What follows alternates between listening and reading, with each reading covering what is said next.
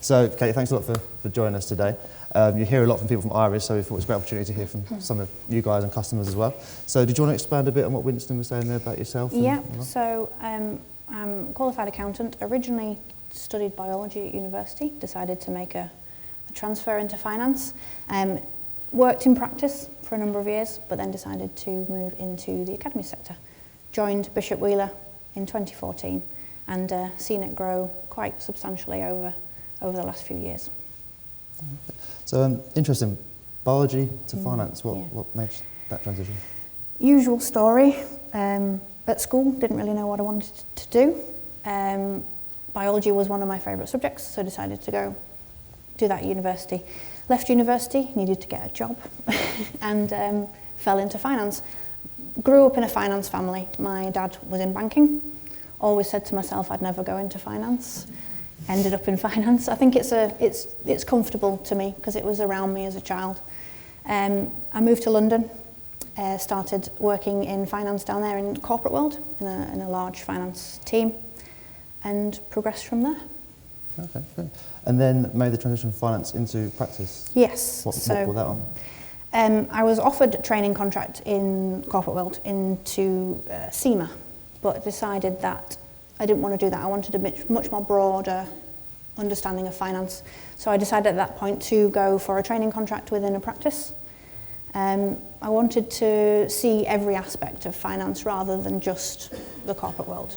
So started training in a very small practice, which was great because it gave me a really good understanding of everything from a small, tiny one-man band company up to a bigger company, and just progressed from there. Okay. And you must come across quite a variety of clients. Absolutely. In that. So, and then I suppose as part of that, it's like working with schools and MATs? Yeah. And what drew you towards that world, or the world we're in now? Yeah, so definitely, I mean, when you're working in practice, you're seeing everything. When I moved from London back up north to Leeds, I joined a very large firm in Leeds, which gave me a really good knowledge of lots of different companies. And at that point is when I started to work with academies. I found the academy sector really interesting. I wanted to give back. I didn't want to just line somebody else's pockets. I felt that working in the academy sector, you know, you're making sure the government's money is going to the right place. It's a very different industry as well. So working in practice first gave me a really good grounding and understanding of what was needed to then move into a MAT and build the finance function. Okay. And so you joined in 2014 at Bishop Wheeler.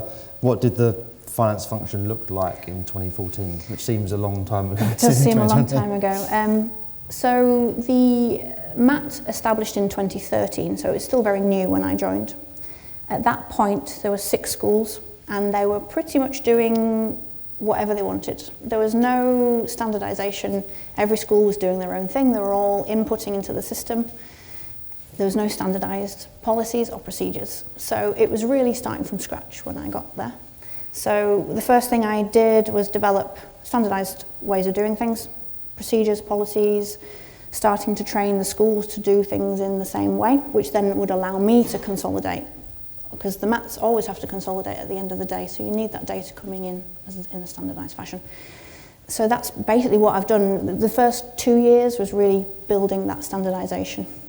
And it was a struggle at times, because you're dealing with schools that are used to just income and expenditure, and suddenly you're chucking in accruals, prepayments, very different technical stuff that they're not used to.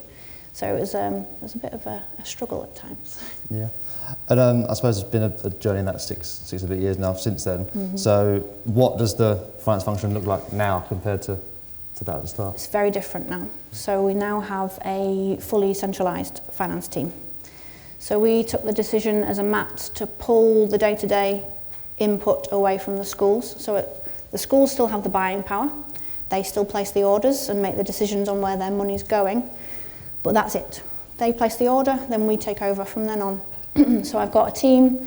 I've got 4 in just the finance team, and then I've got procurement as well. And we do everything after that order is processed. So everything is controlled within a central team. I'm there with them every day. And they go out, meet the head teachers, talk to them about finances, prepare all the management accounts, and then we move from there into the consolidation reports for the directors. Okay, and was that a gradual move, or was that a It was stop-start? a stop-start. Yeah, we decided to just go for it. We ummed and ahed. Do we start pulling the odd bit away and leaving bits with them? But then we decided that that would just create confusion. Really, the schools just want to get on with their day-to-day job of teaching the kids. So the idea was pull all that administration away, allow the schools to concentrate on the important bit, and the central team do everything after that. Okay.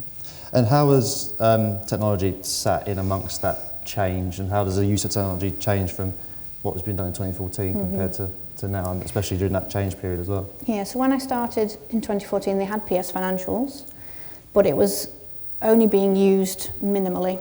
Literally the basic inputting of invoices and creating a batch run, that was all that they were using it for.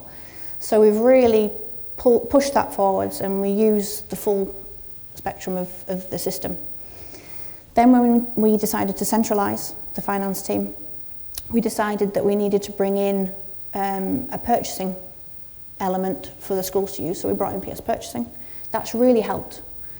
The PS Purchasing is much easier for the schools to use. It's very simple, it's stripped back, they place their orders, it's easy for them to use. That has then allowed us to utilise PS Accounting fully. And it gives us the visibility that we need. The key for me when directors are asking me about cash flow or forecasts, it's that visibility. PS Purchasing has allowed us to see, we can see every purchase that the schools are making. I can then track that through and work out what's going to happen in the future. So it's been essential for us. Okay, great. And so as part of that change, you've also got the schools that joined the MAT in that period as well. Yep. What do you think from your perspective is the biggest challenges you face as and when they're joining the MAT? It's a big transition. Going from a local authority where you're just dealing with income and expenditure. In some local authorities, we deal with 3 different local authorities. Every local authority is very different, so we've found some of them are really handheld and spoon-fed information. They have very little control. Then suddenly you're an academy and you've got control of everything.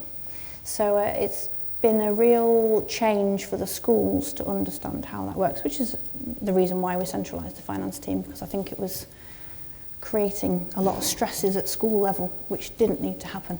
A central team could do that for them.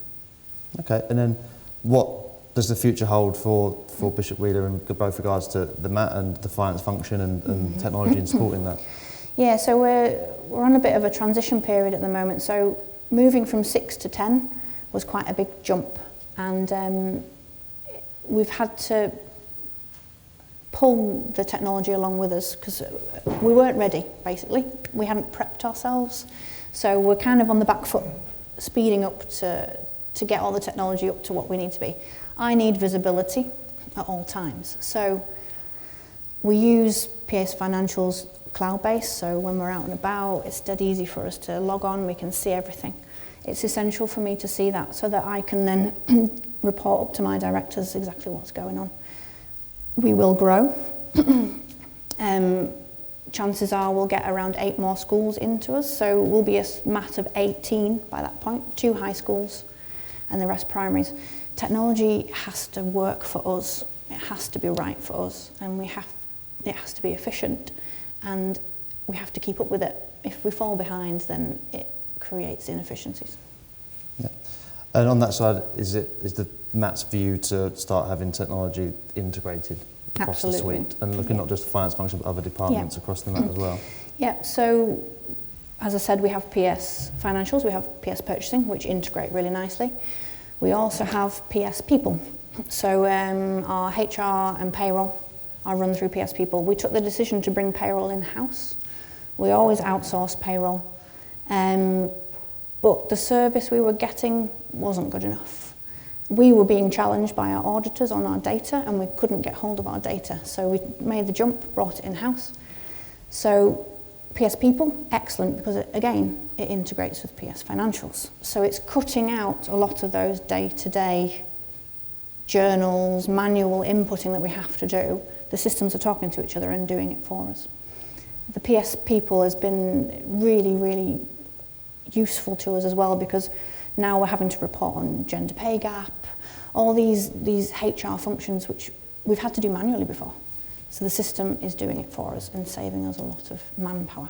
Right. You mentioned about bringing payroll in-house there, which is quite a daunting prospect for a lot of people. How did that process go, and how was that built into the team within the trust as well? So we made the decision in 2017 to bring payroll in-house. That's how long. We only went live in September 19, so we had a good 2-year run up to it. At the point of deciding to bring it in-house, we decided to bring a payroll manager in at that point. So the team grew. The payroll manager ran our payroll through our payroll bureaus, so he was getting used to the data, getting used to the people. We then decided we procured PS people to do the payroll, and we had a good 4 months of double running in both systems, allowing the payroll manager to get used to the system before we went live. It was quite daunting to actually say, right, we're not using the bureau anymore, we're going to do it ourselves. But it was a great success. We took a lot of time. We made sure the data was right before we went press go. Since pressing go in September, we've now grown the team even more because we've realised we needed additional support. So we've now got a payroll manager and a payroll assistant as well. So the team is ever growing. Okay. And so from those experiences, both going back to your time as an accountant, through that journey in the MAT as well, what would your advice be around, for any people in the room that may be going through that growth of MATs, becoming a MAT, etc., what would your general advice be of having experienced it all?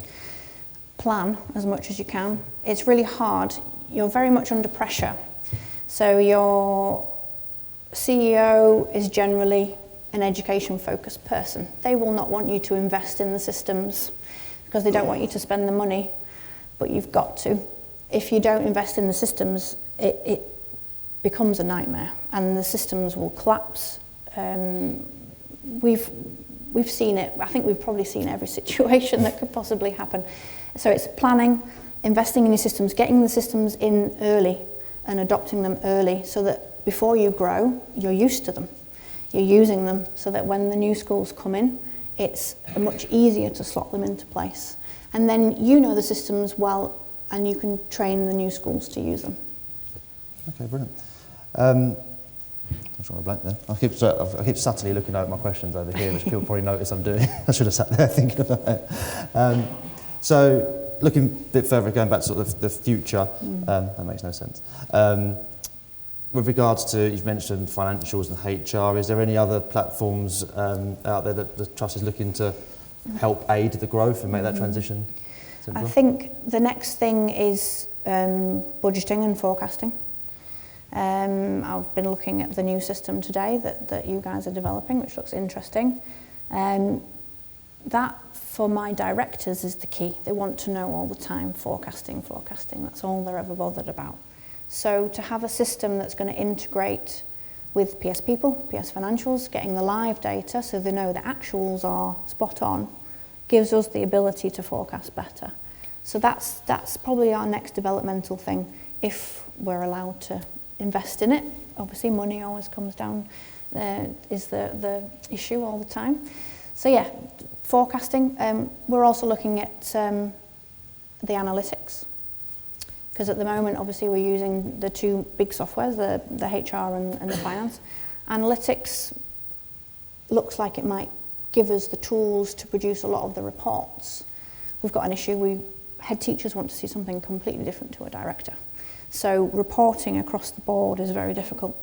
So we need the system to be able to give the detail that a head teacher needs and the MAT overview that a director needs.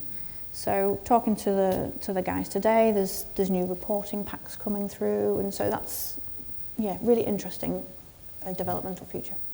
Good, haven't asked Kate any of that, by the way. I'm not being paid. I really appreciate that. I haven't actually pre-warned you I might do this, but I might open the floor to any questions. Yeah, absolutely. So does anyone in the room have any questions for either myself or Katie on what we discussed? Yeah.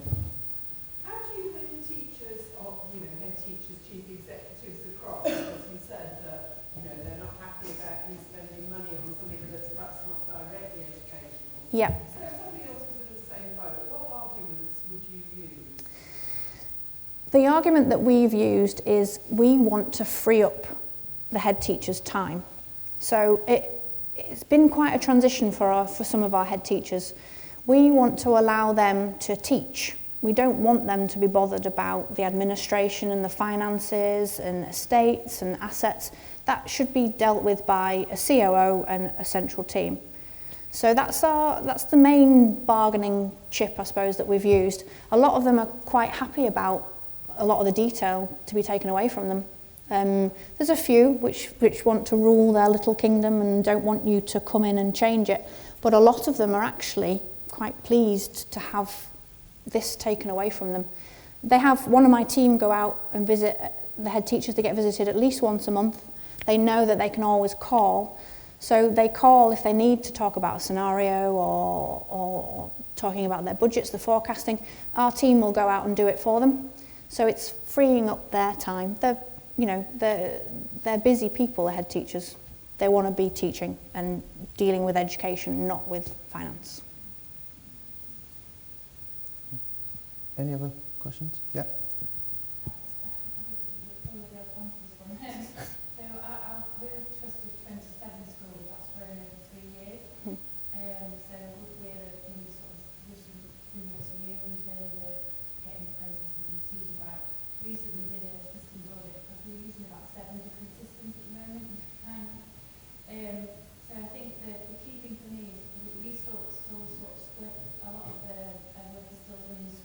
From a training perspective, that's quite difficult. Are you finding it easier to, if you're buying the same product from either, so they're very similar in terms of the workflow? Yes. Yes, definitely. So our schools were used to using PS Financials, and then we brought in PS Purchasing. It's very similar. Obviously, the terminology that they use is the same. Nominal codes, cost centres, everything, they all interlink, they're all together. So we've found the transition to using PS Purchasing quite seamless, to be honest. A lot of them have picked it up with very little training. We do struggle, we're quite geographically spread, so we do often struggle to see all the school offices. So, my procurement manager has built packs, step by steps, and I have to say the PS Financials help desk step-by-steps are usually quite good. So it's about making sure that they've got those step-by-steps, they know what they're doing. But yeah, they've picked it up quite quickly. The biggest change was PS People, but it's HR, it's going to be very different to finance. But luckily with PS People, it was a completely different team, and a lot of the schools have not been involved in that bit. So yeah, they're very similar. Time for one more if anyone's got any questions. No? Right, well, we will pass it. Thanks a lot, Kate, for your time. Really appreciate that. And yeah, thanks for having me. Thank you. Yes.